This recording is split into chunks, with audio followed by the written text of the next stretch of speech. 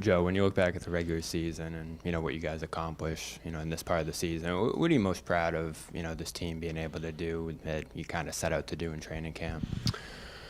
Treat every game the same, handle winning and losing the same, be open-minded towards getting better and competing at a high level. I know last, couple games didn't win, but I think for the most part, our guys approached the season with the business-like approach, and they wanted to get better every single day. So just have to continue that heading into the playoffs.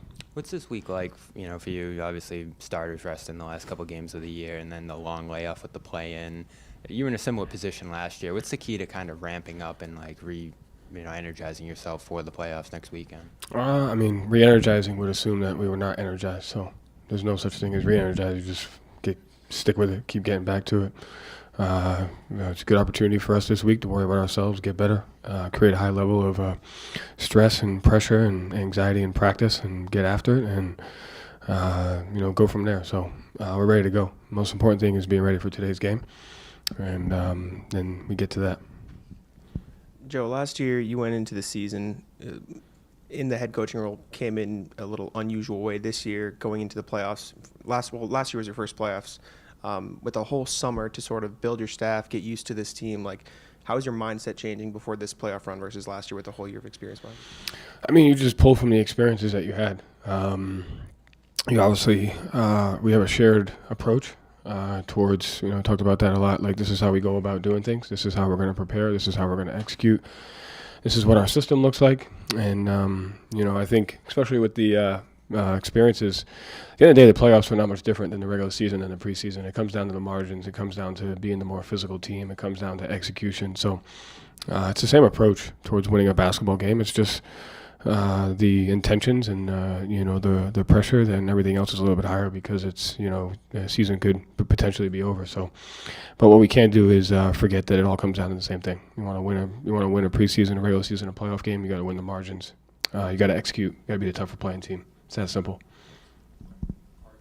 Joe, growing up in Rhode Island, I'm sure you watched your share of Celtics games. Mike Gorman day to day. Yeah. How are you going to remember Mike? Just, on the back of the plane my first couple of years, I would always walk back there. We would have certain conversations, just listening to his insight, listening to his wisdom. I think it's just his humility, his ability to just connect with different people, and then, just being a voice of the team. He has a distinct voice that whether it's on TV or in person, it sounds the same all the time. So honored to, get to know him, and honored to be a part of, his last few days here at the Celtics. Do you have any favorite moments or calls that you remember? I think for me personally, it's just the time I spent with him on the back of the plane, just kind of getting to know him more, talking about his perspective. And then Peyton will play in his 82nd game today. I think he's only one of 17 players in the league who will play in all games, every game this season. What does that kind of mean to you? And obviously his frustrations last year and with his playing time, and how he's kind of evolved from that.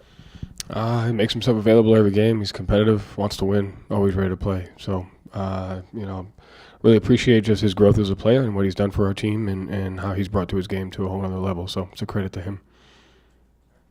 Thanks.